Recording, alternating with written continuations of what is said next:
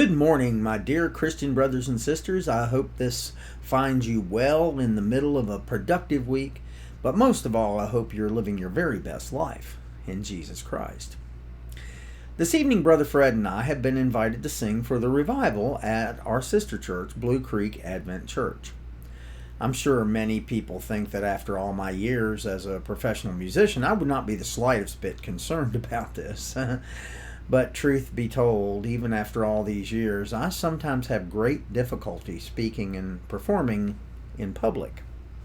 It's ironic, isn't it, that I have quite literally spent my entire life putting myself into these types of situations, and that I still, even today, often face them with great trepidation, even now.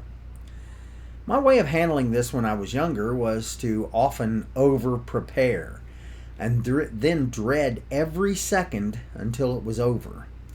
Add to this my exaggerated criticism of my own performance, and you end up with, well, the classic no-win situation.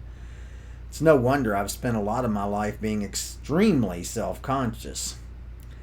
I am supremely grateful for all the Lord has done for me, but the one thing that I think of all of them that I'm most grateful for is that over the last few years the Lord has delivered me from this never-ending cycle of dread, perform, criticize.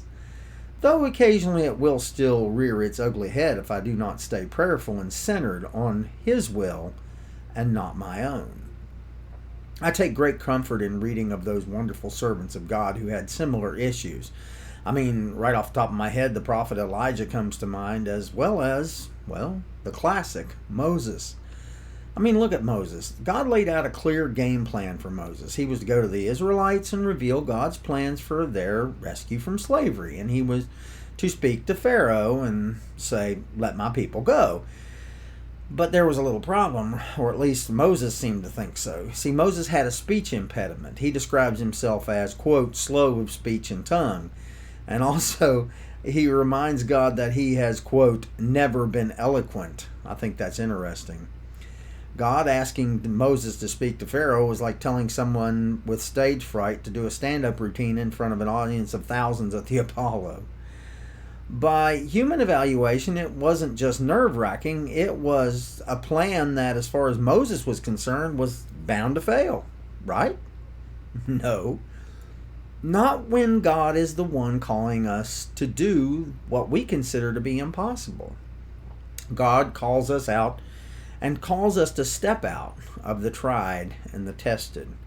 He calls us to take a risk and try something that doesn't seem quite reasonable to us. He may even call us to something that we failed at before. When Moses presented a series of reasons why he wasn't qualified, God reminded him of some powerful truths. In Exodus 4:11, he says, "The Lord said to him, who gave man his mouth? Who makes him deaf or mute? Who gives him sight or makes him blind? Is it not I, the Lord?" I mean, that's a pretty powerful reminder to Moses, but it was also a reminder to us too. God is the author of every talent, every gift, and every ability. This reminds us that if we try to do things in our own power, we will often fail, but if we follow God's guidance, we will succeed. I've come to realize many, many years ago that I will never have a Fred Mixer voice, but what I do have, I'm called to use, and use it I shall, for the Lord, anytime He tells me to, be it to sing, preach, teach, speak, or counsel others.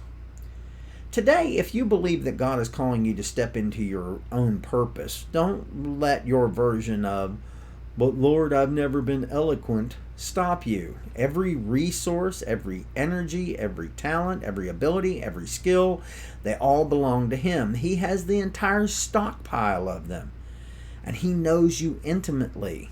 He wants you to grow.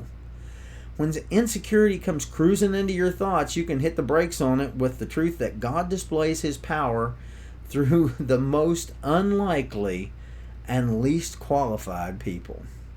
Like Moses. Like me. I hope you make today a fantastic day. I want you to know that I'm here should you need me, and I truly love you all.